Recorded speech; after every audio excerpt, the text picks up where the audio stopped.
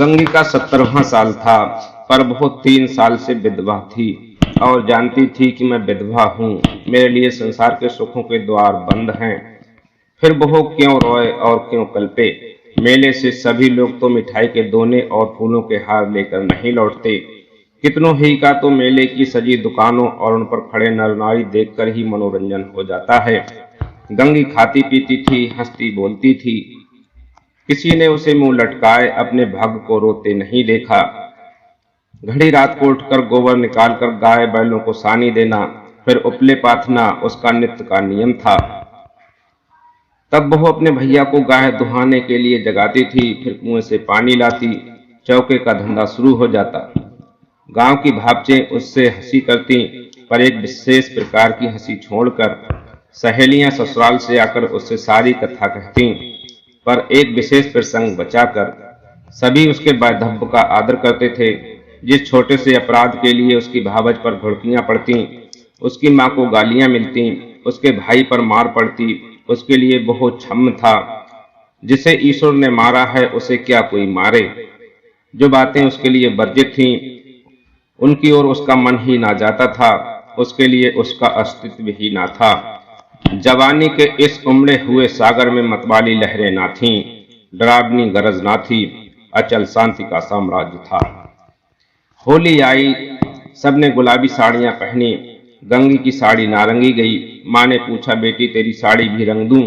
गंगी ने कहा, नहीं अम्मा, यूं ही रहने दो। भावज ने फाग गाया। वो पकवान बनाती रही, उसे इसी में आनंद था। तीसरे पहर दूसरे गांव के लोग होली खेलने आए। ये लोग भी होली लौटाने जाएंगे। गांव में यही परस्पर व्यवहार है। मैकू महतो ने भंग बनवा रखी थी। चरस, गांजा, माजूम सब कुछ लाए थे। गंगे ने ही भंग पीसी थी। मीठी अलग बनाई थी, नमकीन अलग। उसका भाई पिलाता था, वो हाथ धुलाती थी। जवान सिर नीचा किए पीकर चले जाते। बूढ़े गंगे से पूछ लेते, अच्छी तरह होना बेटी, या चूहल करते, क्यों री गंगिया, भावज तुझे खाना नहीं देती क्या, जो इतनी दुबली हो गई है। गंगिया हंसकर रह जाती। देह क्या उसके बस की थी, न जाने वो क्यों मोटी हुई थी। भंग पीने के बाद लोग भाग गाने लगे। गंगिया अपनी चौखट पर खड़ी सुन रही थी। एक जवान ठाकुर गा रहा था। कितना अच्छा स्वर था, कैसा मीठा। गंगिया को बड़ा आनंद आ रहा था। माँ ने कई बार पुकारा, सुन जा। बहू ना गई। एक बार गई भी तो जल्दी से लौट आई। उसका ध्यान उसी गाने पर था। ना जाने क्या बात उसे खींचे लेती थी, बांधे लेती थी। जवान ठाकुर भी बार बार गंगिया की ओर देखता और मस्त होकर गाता। उसके साथ वालों को आश्चर्य हो रहा था, ठाकुर को ये सिद्धि कहाँ मिल गई। बहु लोग विदा हुए तो गंगिया चौखट पर खड़ी थी। जवान ठाकुर ने भी उसकी ओर देखा और चला गया। गंगिया ने अपने बाप से पूछा, कौन गाता था दादा? मैकू ने कहा, कोठार सिंह के बुद्धू सिंह का लड़का है गरीब सिंह। बुद्धू रीत व्यवहार में आते जाते थे। उनके मरने के बाद अब वही लड़का आने जाने लगा है। गंगी, यहाँ तो पहले पहल आया है। मैकू, हाँ, और तो कभी नहीं देखा। मिजाज बिल्कुल बाप का सा है और वैसी ही मीठी बोली है। घमंड तो छू नहीं गया। बुद्धू के बखार में अनाज रखने को जगह ना थी, पर चमार को भी देखते तो पहले हाथ उठाते। वही इसका स्वभाव है। गोरू आ रहे थे। गंगी पगहिया लेने भीतर चली गई।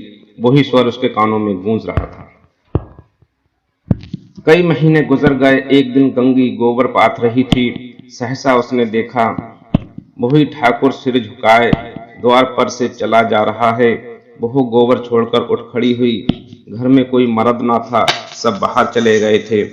ये कहना चाहती थी, ठाकुर बैठो, पानी पीते जाओ, पर उसके मुंह से बात ना निकली। उसकी छाती कितने जोर से धड़क रही थी। उसे एक विचित्र घबराहट होने लगी। क्या करे, कैसे उसे रोक ले। गरीब सिंह ने एक बार उसकी ओर ताका और फिर आंखें नीचे कर लीं।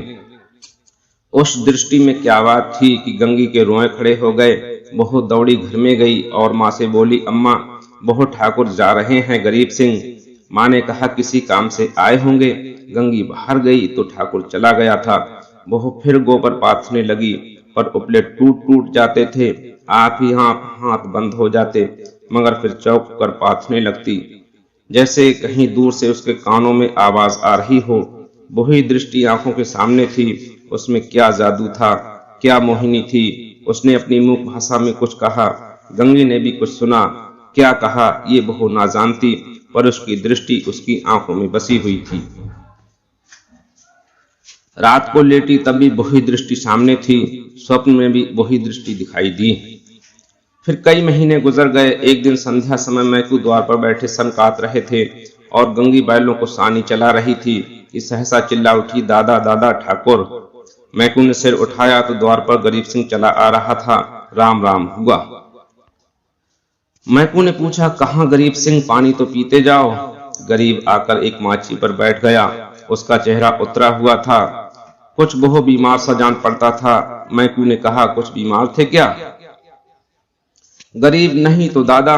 मैकू, तो मुंह उतरा हुआ है, क्या सूद ब्याज की चिंता में पड़ गए? गरीब, तुम्हारे जीते जी मुझे क्या चिंता है दादा। मैकू, बाकी दे दी है ना? गरीब, हाँ दादा, सब बेबाक कर दिया। मैकू ने गंगी से कहा, बेटी जा, कुछ ठाकुर को पानी पीने को ला, भैया हो तो कह देना चिलम दे जाए। गरीब ने कहा, चिलम रहने दो दादा, मैं नहीं पीता। मैकू, अब की घर की तमाकू बनी है, स्वाद तो देखो, पीते तो हो। गरीब, इतना बेअदब ना बनाओ दादा, काका के सामने चिलम छुई नहीं, मैं तुमको उन्हीं की जगह देता हूँ।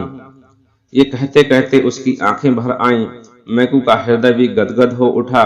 गंगी हाथ की टोकरी लिए मूर्ति के समान खड़ी थी। उसकी सारी चेतना, सारी भावना गरीब सिंह की बातों की ओर खिंची हुई थी। उसमें और कुछ सोचने की और कुछ करने की शक्ति ना थी। ओह, कितनी नर्मता है, कितनी सज्जनता, कितना अदब। मैकू ने फिर कहा, सुना नहीं बेटी, जाकर कुछ पानी पीने को लाओ। गंगी चौक पड़ी, दौड़ी हुई घर में गई, कटोरा मांजा, उसमें थोड़ी सी राब निकाली, फिर लोटा गिलास मांजकर शरबत बनाया।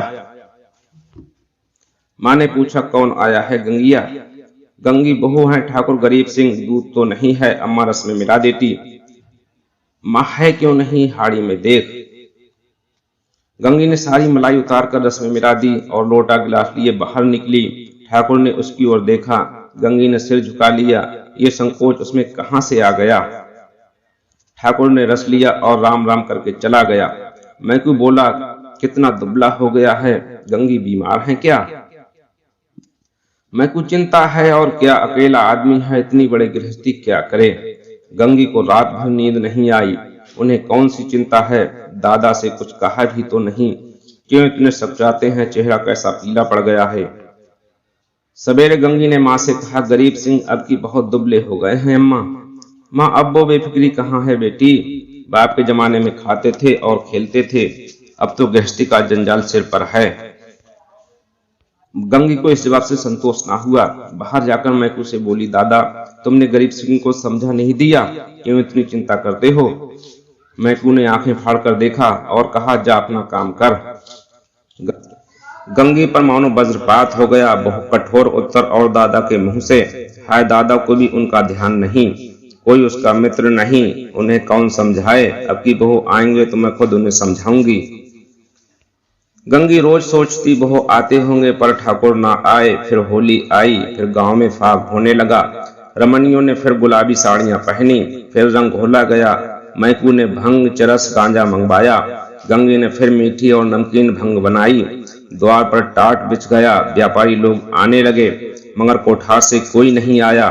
शाम हो गई, किसी को पता नहीं। गंगी बेकरार थी, कभी भीतर जाती, कभी बाहर आती। भाई से पूछती, क्या कोठार वाले नहीं आए? भाई कहता, नहीं। दादा से पूछती, भंग तो नहीं बची, कोठार वाले आएंगे तो क्या पिएंगे? दादा कहते, अब क्या रात को आएंगे, सामने तो गांव है, आते होते तो दिखाई देते। रात हो गई, पर गंगी को अभी तक आशा लगी हुई थी। वह मंदिर के ऊपर चढ़ गई और कोठार की ओर निगाह दौड़ाई, कोई ना आता था। सहसा उसे उसी सिवाने की ओर आग दहकती हुई दिखाई दी। देखते देखते ज्वाला प्रचंड हो गई। ये क्या, वहां आज होली जल रही है? होली तो कल ही जल गई। कौन जाने वहां पंडितों ने आज होली जलाने की शायद बताई हो, तभी वे लोग आज नहीं आए, कल आएंगे। उसने घर आकर मैकू से कहा, दादा कोठार में तो आज होली जली है। मैकू धत पगली, होली सब जगह कल जल गई। गंगी तुम मानते नहीं हो, मैं मंदिर पर से देख आई हूँ। होली जल रही है, ना पतियाते हो तो चलो मैं दिखा दूं। मैकू अच्छा चल देखूं। मैकू ने गंगी के साथ मंदिर की छत पर आकर देखा। 1 मिनट तक देखते रहे, फिर बिना कुछ बोले नीचे उतर आए। गंगी ने कहा, है होली की नहीं, तुम ना मानते थे। मैकू, होली नहीं है पगली, चिता है, कोई मर गया है, तभी आज कोठार वाले नहीं आए। गंगी का कलेजा धक से हो गया। इतने में किसी ने नीचे से पुकारा, मैकू महतो। कोठार के गरीब सिंह गुजर गए। मैकू नीचे चले गए, पर गंगी वहीं स्तंभित खड़ी रही। कुछ खबर ना रही, मैं कौन हूँ, कहाँ हूँ। मालूम हुआ जैसे गरीब सिंह उस सुदूर चिता से निकलकर उसकी ओर देख रहा है। वही दृष्टि थी, वही चेहरा। क्या उसे वो भूल सकती थी? उस दिवस से फिर कभी होली देखने नहीं गई। होली हर साल आती थी, हर साल उसी तरह भंग बनती थी, हर साल उसी तरह फाग होता था, हर साल अबीर गुलाल उड़ती थी, पर गंगी के लिए होली सदा के लिए चली गई। धन्यवाद।